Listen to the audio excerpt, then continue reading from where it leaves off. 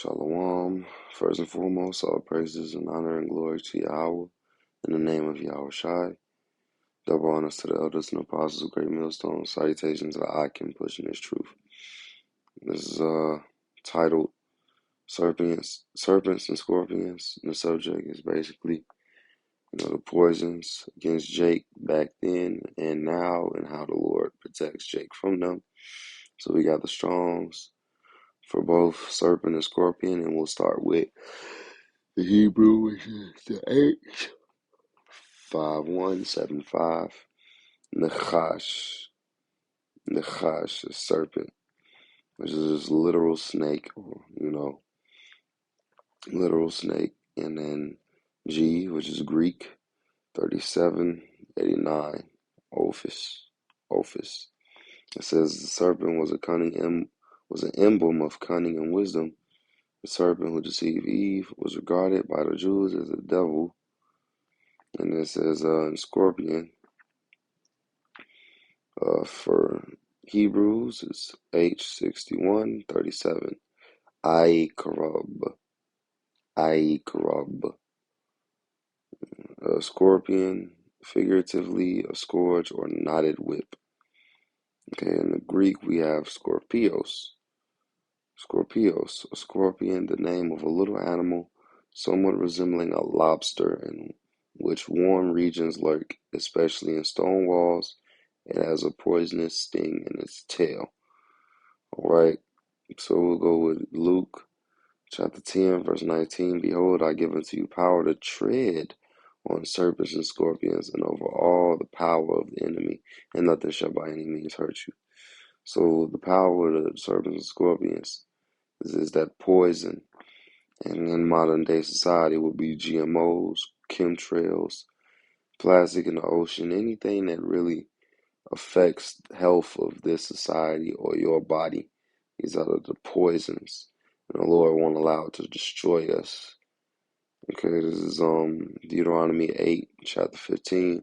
Who led thee through that great and terrible wilderness wherein were fiery serpents and scorpions, and drought where there was no water. Who brought thee forth water out of the rock of flint? So it's a good question for Yasharallah, which is Israel. Who did it? The Lord did it. Delivered us literally from snakes and scorpions in that time. Okay. This is we'll go into the symbolism. I got pictures right here. This is your scorpion. Maybe I can make that a little brighter. Okay, that's a scorpion. According to Sirach 26 and chapter 26 and verse 7. An evil wife is a yoke shaken to and fro. He that hath hold of her is as though he held a scorpion. Right, so an evil woman, a wife goes into woman. Is an evil woman is a scorpion, man. Okay, so we get Revelation 12 and 9. It says, and the great dragon was cast out, that old serpent called the devil and Shaitan, which deceived the whole world. He was cast into the earth, and his angels were cast out with him. Okay, so who deceived the whole world? Who had the power to do it anyway? Well, in the book of Job, it says the wicked, the earth was given into the hand of the wicked. We got that right here in Job 9 and 24. The earth was given into the hand of the wicked. He covered the face of the judges thereof. If not, where and who is he? So that Esau is the so-called white man, right? And the top tribe of Esau is Amalek. As you see in this picture, that's the serpent that tells their version of the story of the world, and nobody gets to really say anything against them. So, or if not, you could call it an anti-Sem. Right, which doesn't even make sense, because saying you're against Sem is no one. Who is Sem? Who is Sem? The name of the father of the Hebrews is Shem. It's Eber, then it's Shem. So, last note, Proverbs 16:7. Um, when a man's ways please the Lord, he making even his enemies to be at peace with him. So, of course, Eve and the serpent, or Keisha and Esau, they're hand in hand with each other against Adam, against the so-called black man. They're hand in hand against you.